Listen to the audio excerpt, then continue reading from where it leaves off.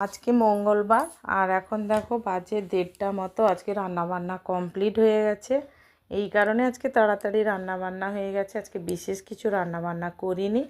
প্রত্যেকেরই শরীর খারাপ, ঠান্ডা লেগেছে, সর্দি সর্দি হয়ে গেছে। যাই হোক, এখন দুদিন দেখছি যে একটু ঠান্ডা ঠান্ডা লাগছে সকালের দিকটায়। তো যাই হোক, রান্নাবান্না বলতে সাদা ভাত রয়েছে, সঙ্গে একটা কাঁচা লঙ্কা, আর রয়েছে এই যে পেঁপে সিদ্ধ দিয়েছিলাম, এরকম করেই মাখাইনি, আর এটাই ভাতে কেটে কেটে খেয়ে নেবে। আর রয়েছে চিংড়ি মাছের খোসা দিয়ে মুসুরির ডাল দিয়ে বড়া করেছি, আর শাক ভাজা, 3 রকম শাক মিশিয়ে ভেজেছি। মুসুরির ডাল রয়েছে, শসা রয়েছে, বীজকলা, বেগুন, কচু, চিংড়ি মাছ দিয়ে একটা চচ্চড়ি করেছি। আর রয়েছে হচ্ছে চিংড়ি মাছের ঝাল, মানে যেটা কালকে রান্না করেছিলাম। আর এদিকে পাকা বেল মাখিয়েছি, রোদে দেব, বিকেলে খাওয়া।